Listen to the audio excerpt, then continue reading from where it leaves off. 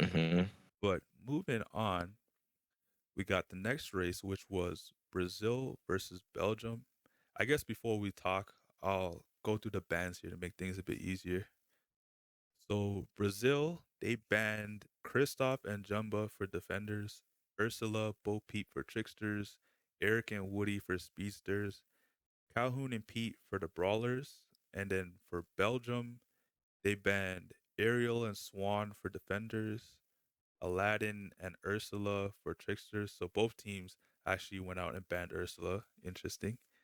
Speedsters, obviously, banned Eric and Jasmine, and then Brawlers, Jesse and Calhoun. So it seems like the consensus for the rest of this tournament may be just to ban Eric and Calhoun. Hmm. Yeah. I'm seeing a lot of Calhoun's, Eric's, um, Jasmine, Woody, Yep. Bo Peep, Aladdin, and I'm seeing a lot of Jumbas. Uh, Surprisingly, this team banned Swan. Um, I wasn't really expecting the team to ban Swan. Yeah. I know she might be kind of annoying to deal with, but on the tracks that we were given, they're more like top speed tracks. So the Swan ban, I don't really think it was like necessary. Yeah. But maybe they just felt more confident if they didn't have to go against a Swan. So by all means, man. So this one was a bit tricky here in terms of situations, only because I believe it was this race when it started that apparently there might actually be an issue with ping. So from my knowledge in this game, what had happened was Brazil was hosting some of the games and they were doing extremely well. And then at one point, Belgium switched the host and then they were racking up points. And Hmm. from this match, it spawned like every other race after it to implement this idea just to make things more fair for different regions because yeah, we all live in different regions and we all have different pings. So maybe this could help other teams and you more so won't have a disadvantage going forward in these races. But apart from that, let's get into this one. So, what was the good Yeah. about this race here?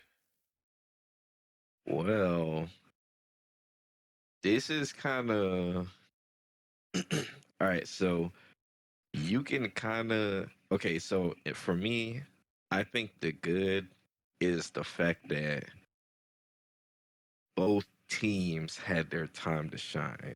So, like you just alluded to earlier, in the first half, it was Brazil.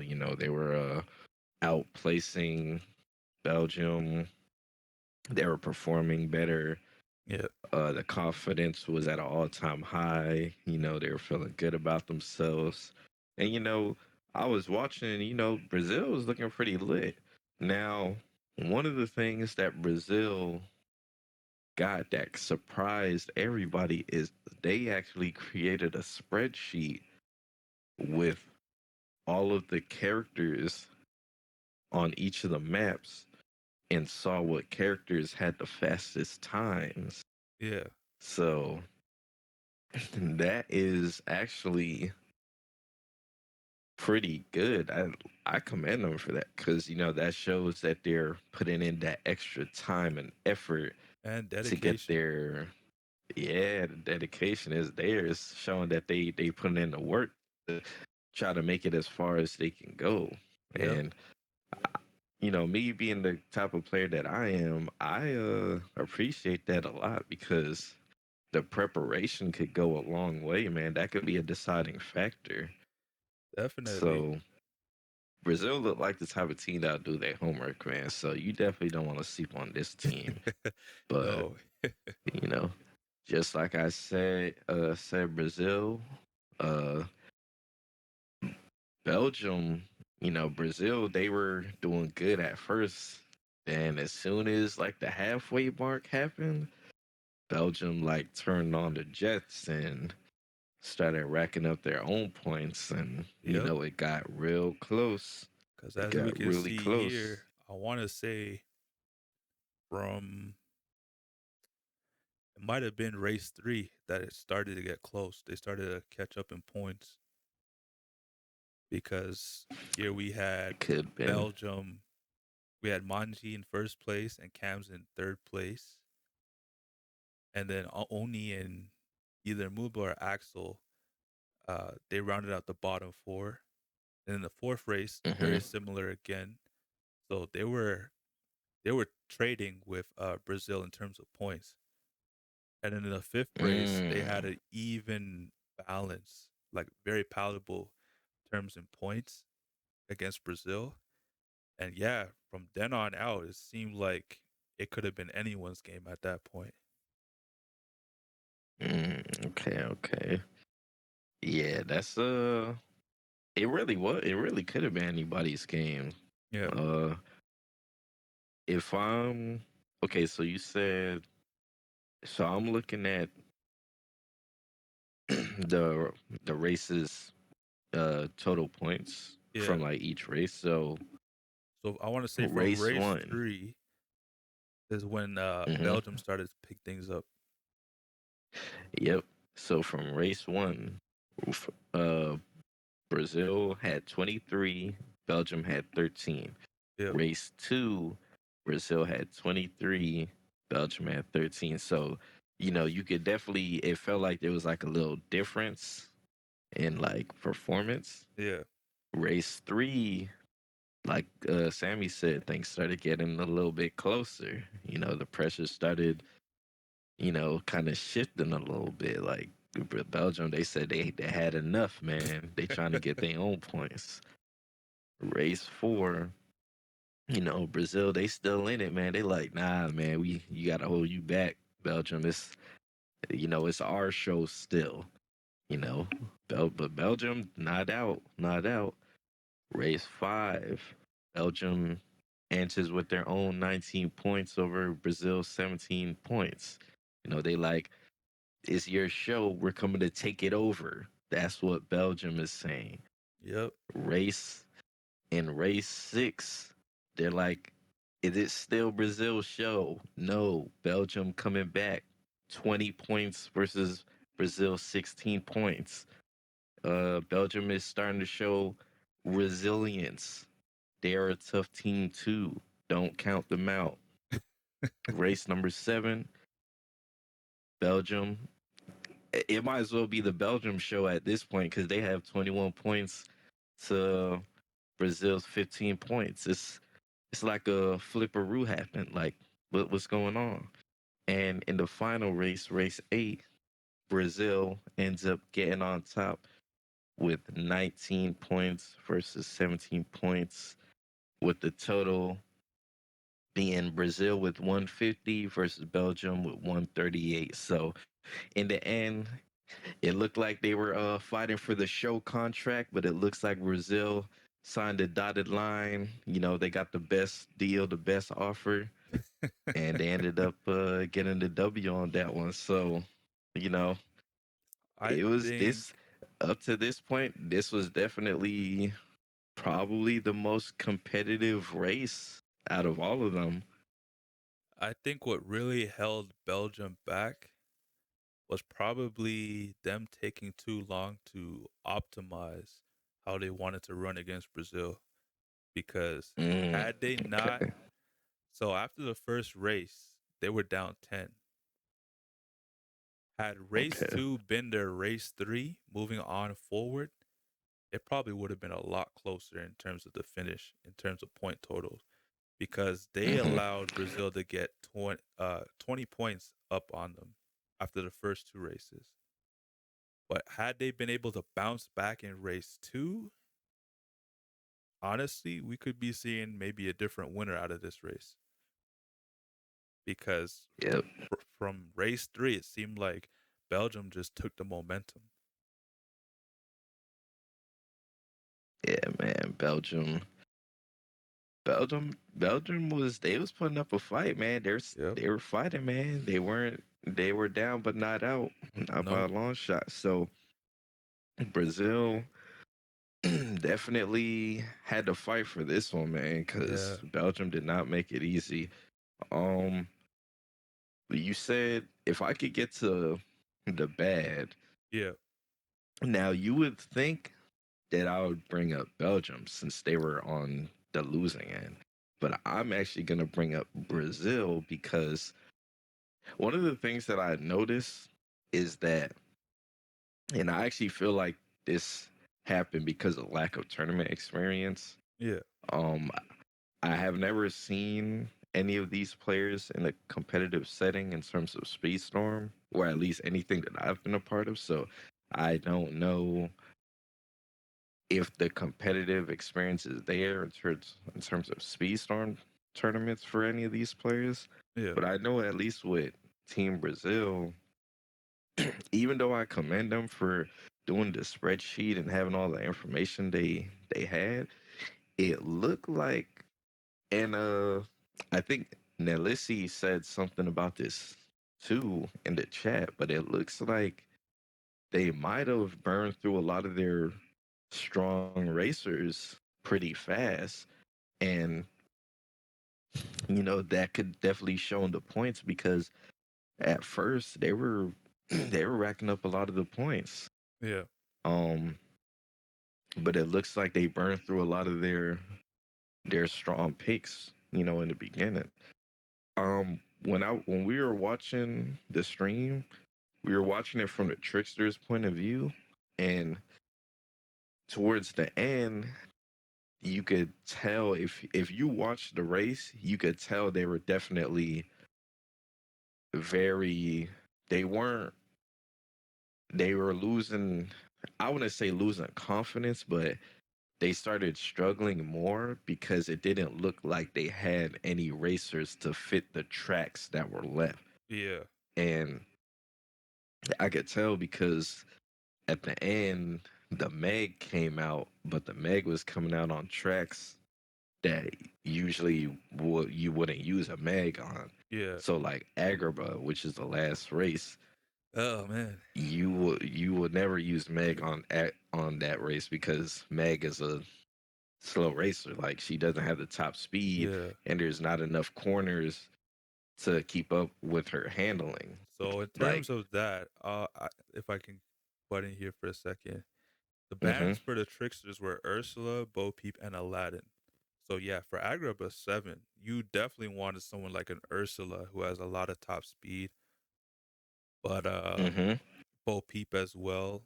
Aladdin, yeah, yeah. But yeah, it looks like the options options were were taken out of their dwindling. hands. Yeah, hmm But if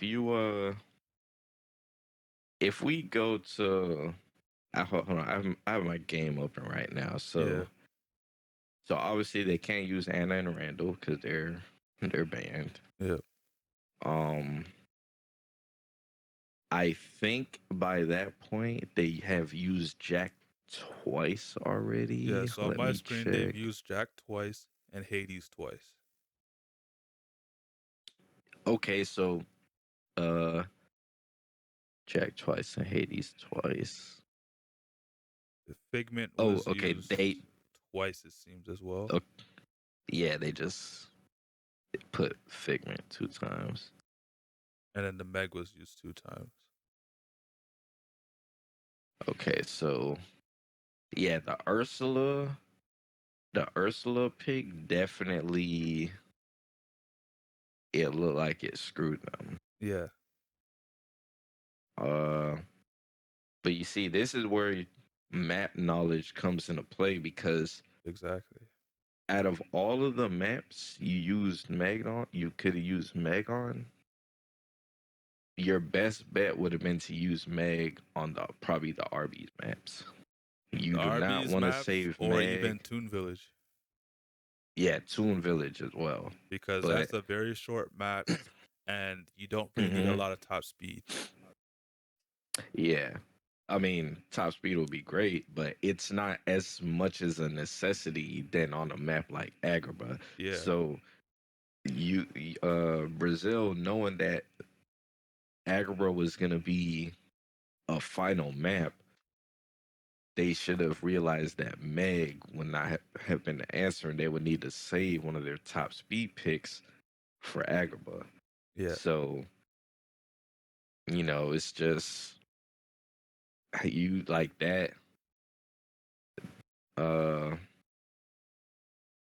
the Meg choice was definitely tough on Agrabah, and I believe they used Meg back to back. I don't remember exactly, but I just know they used Meg on maps that uh the Agrabah one. It looked like the last couple matches weren't going exactly the way the Trickster wanted it to than yeah, from like the beginning matches, and maybe some other people on the team too, but I'm just speaking because we were watching it from the Trickster's point of view, and I know this definitely played a part in like things switching up.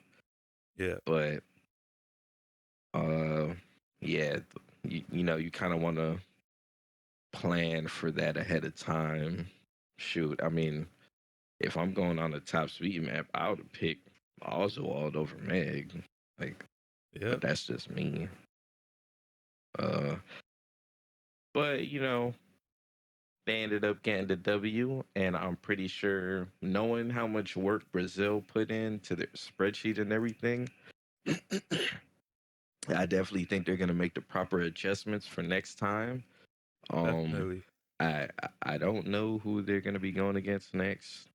Um, it's not Canada, right? Is it Canada or So in terms of who they're racing next, it's gonna be Brazil, right? Or was it Belgium you're asking for?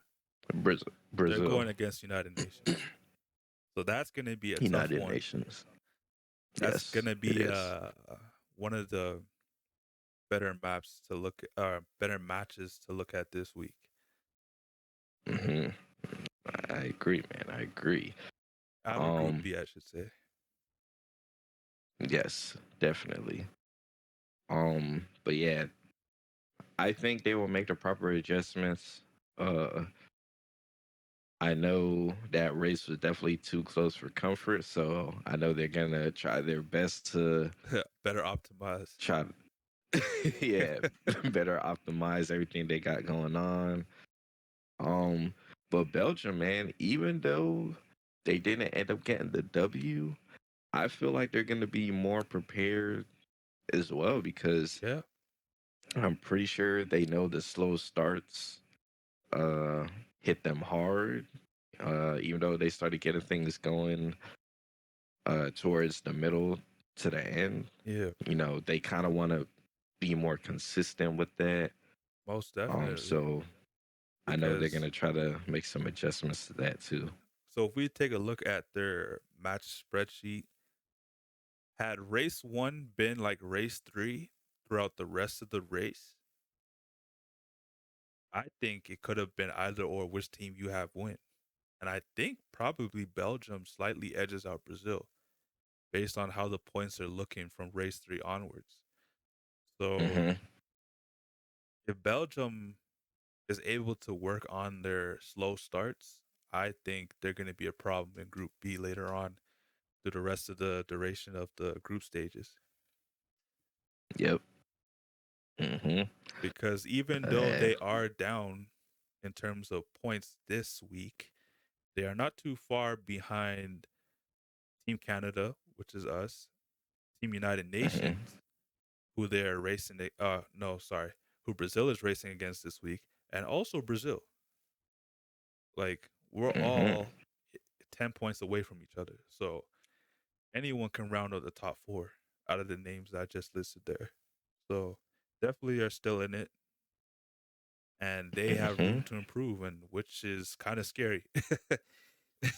Oh yeah, definitely. Like I believe both Brazil and Belgium are strong teams, Yeah, and I believe that both teams are good enough to where they're gonna make the proper adjustments they need. They're gonna put in that extra work to make sure their shortcomings uh get taken over. Like they're Yep, gonna try to better optimize their teams, put in more practice, go over like whatever they need to go over.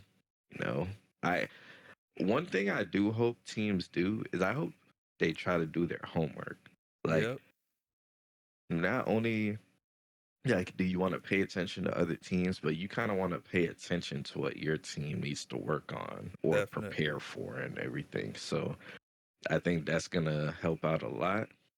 Uh, and I think, do you know who Belgium will be facing next? So Belgium. Oh, actually, I think I might do. Off top of my head, I believe it was yes, France. So Mm. that is gonna be another one to look at because France right now looks like to be the favorite in Group B. Not if Canada has something to Hmm. say about that, but definitely Belgium has the work cut out for them this week. So they're wanting gonna prepare extra hard for this one if they want to make a bounce back this week. Hmm. Yeah. So I'm actually looking forward to seeing both matchups because I want to see how both teams decided to, prepare for this week. Like this is why Oh, most I was definitely. excited for week 2 because the just seeing what how teams adapt after And the first adjust. week, Yep.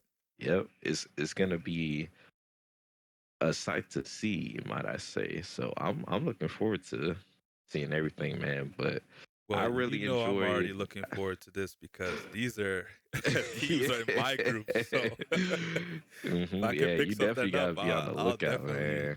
see if I can use something to my advantage here. For sure, man.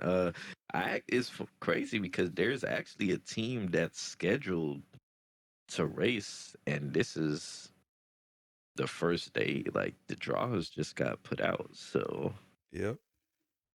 I believe the team that is announced to race is France versus Belgium, which is Wow. the team we were just talking about. So And they, that's what they want to. They wow, want to start off quick. they do. But even though we say that, they won't be racing until the last possible second. So they Okay. have a whole week Week to prepare. to to prepare. So July 7th will be the day that they race. It will be 2 p.m. Eastern Standard Time, at least for US on Yep. Eastern Standard Time, And 2 that p.m. is a Sunday for anyone who's curious. Hmm. So, it's definitely going to be pretty lit, man. So, you guys want to keep your eyes out for that race. I know, I think I'm probably going to be working on that day, but whatever I miss while being at work, I will for sure catch on the playback. So, rest assured, I would have watched all of the matches come come Sunday. Yeah, my thoughts exactly. I have no choice but to watch because this is teams in my group, so I want to see how they fare against each other. Uh, maybe what compositions they used against another team's compositions, how well they work against different racers and on different maps. So it's gonna be very interesting for me to watch. I might even pick up on different characters I could possibly use that I never even thought about using on different tracks. So Hmm. That's what every team should be doing, honestly. yep, it's one way to get better 'Cause during this World Cup. it is, man. It is, man. But you know, uh, we gotta, what the next team is. Yes. So before we move on, I want to say the truth of this race was optimization. You know, I think in Hmm. terms of what set Belgium back was them not being able to adjust quick enough and Brazil being able to capitalize off of them being up by 20. But, It's Hmm. anyone's game if you're able to adjust off the first race. Not how you start, it's how you finish. And this one, it just seems that Belgium just didn't have enough to clear at the end. But in terms of shout outs, um, want to give a shout out to Nunn from Brazil by racking up 58 points, as well as Manji from Belgium, who racked up 54 points. So they were both going at it in terms of Hmm. standings. So, you know, if Nice, nice.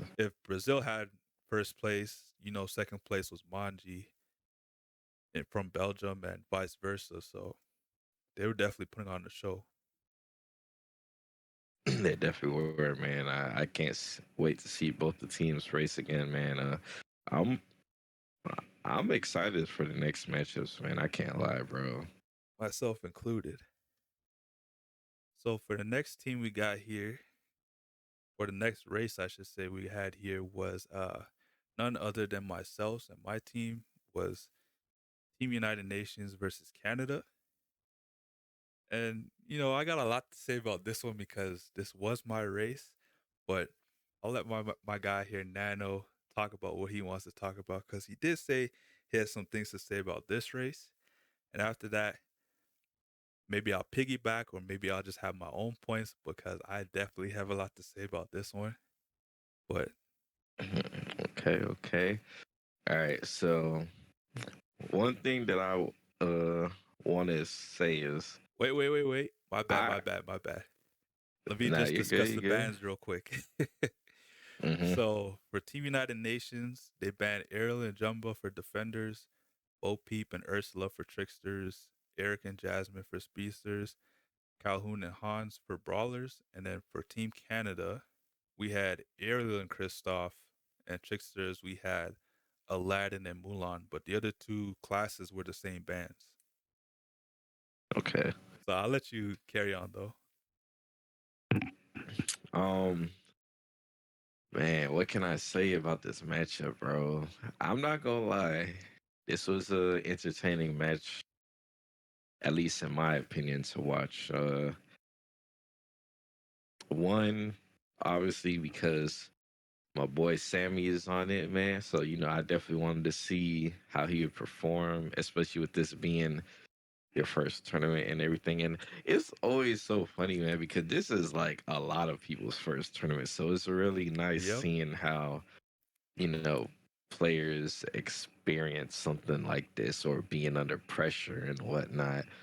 So, it's very lit. Um, but I also enjoyed watching Crusher. And, Crusher's obviously he's a very talented player and he was streaming at the time, so there was a lot of eyes on his stream. And, Crusher was putting in a lot of work with you guys, and I definitely liked hearing how you guys try to communicate with each other and, the planning and the strategizing with the team and everything. So I think if I was to say the good for me would be that. Um, Another good that I took away from this is remember in the last video we talked about how United Nations one of their out of all the teams they're at a big disadvantage because the whole time zone and the language barriers and everything. Yep. So even with all of that going on, they still managed to make this a super close matchup. Yes, they did. And they United Nations they got some good players, man. So I'm actually really I'm actually really happy seeing both teams put in a lot of work, man. Like you guys definitely went to war with this one, man. Is there any like good you want to say about how your match went? Yeah. So in terms of good, I want to say The best part about it was that we were able to come together and get on the comms, and I was actually really surprised how well we were able to communicate with each other on comms. Granted, we all do speak the same language, but I mean, like, we had very short-handed practices. So the fact that we were able to come together in such like a short period of time, and we just knew what we had to do and what we wanted to do, and we are able to relay different kind of messages and information to let our teammates know who might be behind us or in front of us to avoid certain scenarios. Like if there's going to be a bomb thrown, you know that the bomb's going in front of you or behind you, certain things like that. Or if you know you need to avoid an obstacle and it's coming your way, you have plenty of time to know when it's coming. So that I appreciated, and the fact that we were also giving each other pointers throughout the race on maybe which would be a better alternative racer to use for a certain track. At one point, I want to Mhm. say, I believe, I'm not sure which race it was. It was one of the Andes.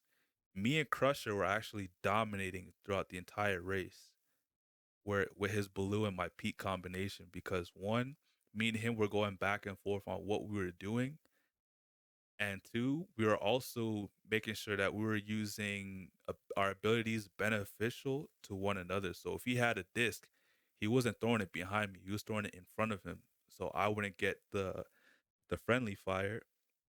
And two, if Mhm. he knew that me and him were so far up ahead, he was using his pumpkins to give us both boosts to give us a clear lead on the other pack. And then I'd also Mhm. combo that with my unique. So we're getting boosts and I'm just leaving ink everywhere. So if you wanted to catch up, it was very hard for you to catch up. So me and Yep. Crusher definitely was putting on the show there. But yeah, Okay. I'll give you Okay. back the floor. Pretty lit, man. Yeah, I like like the way you guys played, man. Like you couldn't tell that you guys literally just started playing. So that's that was pretty dope. I think even though we talked about uh United Nations disadvantages, you guys also have your disadvantages because Team Canada has the least amount of players on a team out of everybody in the tournament. They only have four racers, so that Yep. means like any practice session that gets missed out on by one person, you know, is really huge. And uh just they're all of these guys have to race every time they race. Like there's no substitutions for them, or there's no Nope. like, oh, like I can't race this day, like can I just have somebody race for me? And they gotta pick a time that everybody's gonna be available and everything. So you guys got your limitations too. So you know Exactly. that's really cool when it comes to this. Is like the battle of teams with limitations, man. So like how I don't know, like how's that your experience being with like a small team and just, like I said, your disadvantages. So I do want to say with that was the very first day after the draws. I think we were trying to we were trying to decide when we should race, and it came to my attention that Crusher was pretty much unavailable throughout the week. So I said, you know what, like this is my time zone, but at the same time, I might be 2 hours behind you, but it doesn't make sense that we do it on my time if we're gonna be down a member, and if we're down a member, makes no sense racing at this point. We're just gonna lose. So I said to Jack, who's our captain, Jack Santa, I said it's better we do it on the weekends. That way, if we can race, we have Crusher, Mm-hmm. and we did it to where it was available for all of us, regardless on the time zone. So it was really good that I thought of that like early on because I don't really think anyone really caught that apart from me. Mhm. And like you Nice. said, being such a small team, it's very important that you really communicate because, like, yeah, if you have 8 people on a team, it's like one person can miss something, but if they don't know what they missed, they can always ask somebody. On this team, it's like Mhm. if one person misses something, they can't assume that they can go to somebody and they'll be able to get the knowledge from them. So you always have to be trying to like stay tuned in and locked into what's going on in the group chat and always try to participate in as many practices as you can with your teammates because I want to say the only person I actually didn't practice with what I was doing surprisingly well with in races was Crusher. Like Mhm. I out of everyone I practiced with Jack, I practiced with Reach for a bit as well, and the only person I didn't practice at all with was Crusher. And the fact that we did so well on Andes like that was it's just like we knew what we was doing before we even said it to each other. And it Mhm. I don't even know how to explain that to be honest. Yeah. Yeah, man. That's So you know, that's one of the reasons why I really enjoyed watching you guys, man. Like you guys had the synergy on lock. yeah. Um, it was a very entertaining race, man. And I'm saying that from both sides because just how you guys put in work, man. United Nations, they was putting in work too, man. They definitely didn't make things easy. And Nope. um, if so, out of the other team, who would you say like kind of put the pressure on you guys? I'm assuming Oh, from was it Team like United Nations, yeah, was it like it was Hey definitely to Yaga? it was definitely Hitsiaga and Haydef. Ah, okay, They were okay. the two. So if we were taking the top two spots in a couple of the races, they were also taking the top two spots in a couple of races. So when I realized that the biggest threats on United Nations was Haydef and Hitsiaga, I made sure that okay, Jack is going to be at a disadvantage because he's running Speedster. I can't really expect him to get anywhere in the top four. So it's really if it all depends on me. Like I don't know anyone else in this tournament and in this race right now, I can only control what I can control. And right now, what I do know is that the biggest threats on the UN was Haydep and Hitsiaga. And I knew that Crusher and Reach were both strong competitors on my team as well. So I said, I don't have to come first and second every race. As long as Crusher and Reach can have those spots and I take one of the other top four spots, we'll win. Mhm. So that was my game plan from the first race. The first race, we did well. We had Crusher coming first, Reach coming second, and myself in third. And at that moment, I said to myself, I don't necessarily have to be the best person on my team or necessarily have to come first or second every time. The most important thing is as long as I have two of my other teammates claim the top two spots and I just place somewhere in third or fourth, I know we can win the entire thing. So you saw that from race 1, 2, and 3 that I was taking the top four spots and Reach and Crusher were also taking either first and second or third. So at that point, Mhm. me and Crusher kind of strategized. We said, you know what? We just got to focus on taking top three because we already know Jack's going to be at a disadvantage. And as long as Jack's going to be at that disadvantage, we need the top three spots to kind of even it out. Otherwise, if we fall too far behind in the standings, Team United Nations could take it. So honestly, even though Crusher was the standout of this race, the pressure was most on me because had I fallen behind in too many more races, this very easily could have ended up being Team United Nations win this week. Yeah, man. Shoot, let's talk about it, bro. Like, so I did notice that there were a couple of times when you started kind of getting in the back and whatnot. Talk to me about those matches. So let's see. So race four. And race four, I believe that was the first race I started uh falling back in. I believe this was RB's four. So this honestly on paper, I should have placed a lot higher than I did in this race. Unfortunately, in this race, something happened. I don't honestly, I can't even explain to you what happened, but I was using Triton in this race. I won't say too much about Triton, but I was using Triton in this race, and I already knew the strategy going forward. And the problem was somewhere down the line in lap 3, I was in first place, by the way. I don't know what happened, but Crusher was directly behind me. And as I was going into the turn, and this part of the track is like you can either go to the left side of the track where you'll get slowed down significantly on RBs, or you can go to the right side of the track where there's boost pads and you can collect items. And obviously, the more optimal way to run this track is going on the left side, even though you'll get slowed down a bit.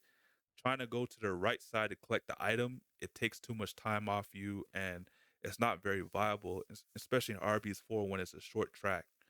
So for me, my strategy was I'm running Triton, and in order to take advantage of RB's short, not really short track, but tight track, where there's no real way you can, um, I guess, dodge Triton's tidal waves.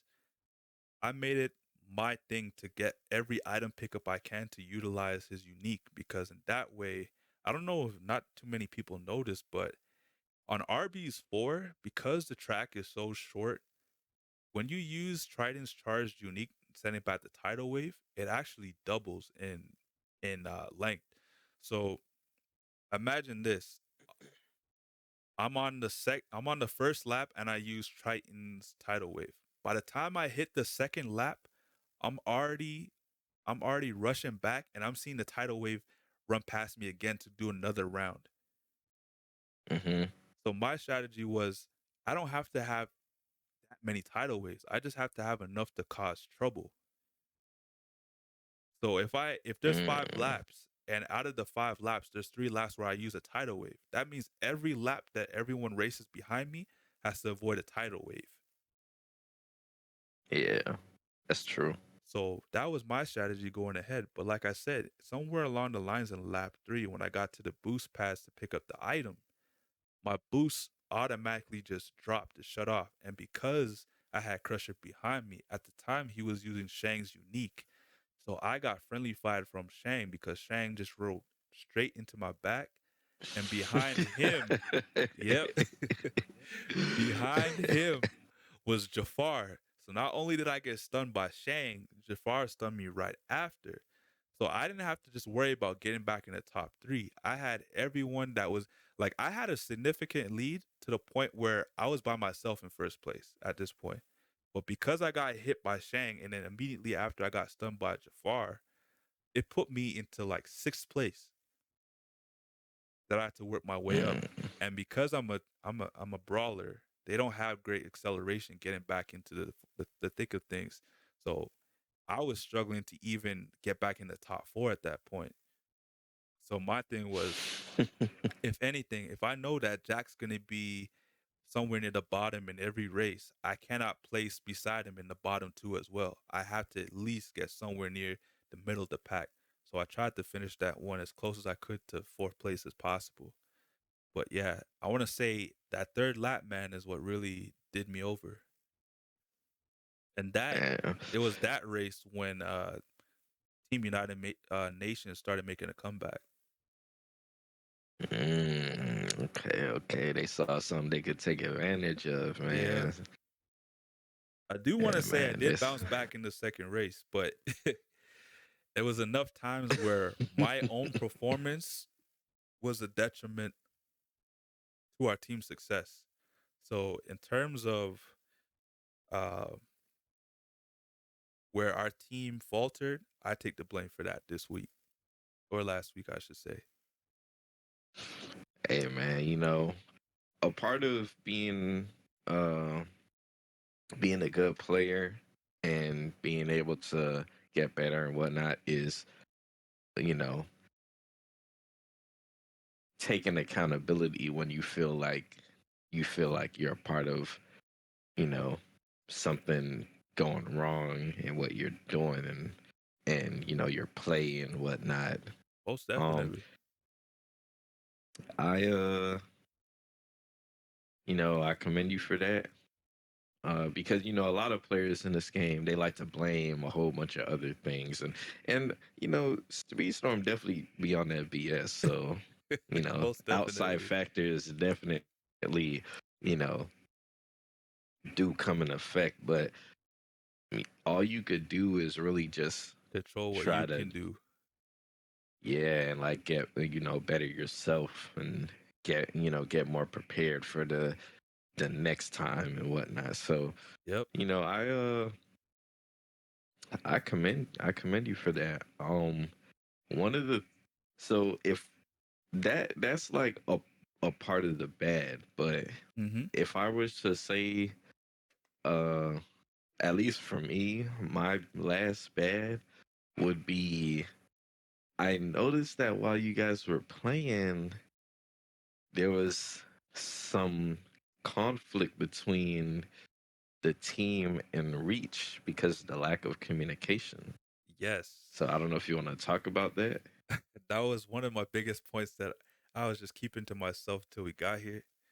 So I know we discussed communication a bit earlier with Europe versus United Kingdom, but this was also something that I guess affected us as well. Like I stated earlier, I'll just reiterate.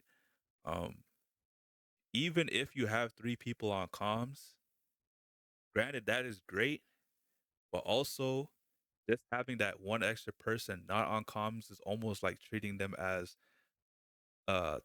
that racer on your team on the other team, because you can only control so much of what you see on your screen. And from your team's perspective, if you have three people on comms, you have something that you can manage because you know what's going on with three racers. But if you have a fourth member on your team that's not on comms, that's another racer you have to worry about on the track. So yeah, managing four other complete strangers on another team is a bit hard as it is. But now if you add an additional racer to that, now that's something you have to think about entirely, because going into the race, you know what your teammate's going to use as a racer, and you know what skills they have, but you also are not thinking about how do I got to avoid these things because you already have them on the comms. Now imagine them not being on the comms. So one of the races I could say that we really took advantage of comms was, I believe it was Silver Screen, where Hitsuyaga was a buzz and Crusher was a buzz. And that was the first race that Crusher actually came in second. So that's the first race he lost. So in that race, the reason why I did so well in that race particularly was because every time that I was directly behind Crusher for most of the race, but every time Crusher had a rocket, he would tell me when it was coming so I could avoid that. Obviously, I couldn't avoid the one from Hitsuyaga because he's not on my team. But if I were to take both rockets, I would have not placed in fourth place that race.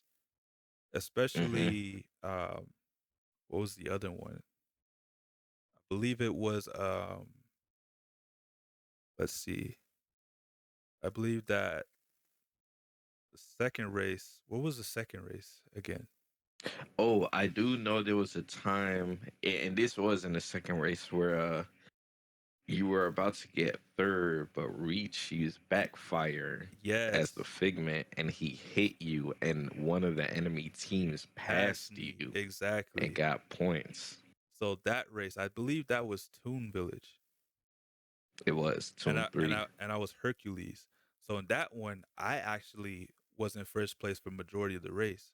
It was only until I want to say the third lap was when like shit started hitting the fan. Only because I started getting friendly fired on, and because Hmm. of that, it dropped me back into third place. And from third place, I was going up against, I believe, I don't know who the speedster was. Um, was it Def? It was a Vanellope. I know I was going up against a Vanellope at Toon Toon Village, and I had to fight back and forth with the Vanellope because they were using their ability and benefiting from Hercules using his charge. Hmm. So even though I wanted to stun, half the time the stuns were going off, Vanellope was getting boosts. So I was like, okay, I can't really use the normal activation because then everyone behind me benefits. And if Jack's behind me, I want him to have the best chance to take out a couple opponents. And with that one, it was tough because even though I was fighting to get past Vanellope, I was also fighting to get past Reach because Reach was sending friendly fire. So it was almost like I was facing against two opponents, even though I had an ally on my team. So it was kind of working against me, not being on the comms. Hmm. See, and that's why comms are important, folks. Most You definitely. know, there are going to be certain things that are just uncontrollable.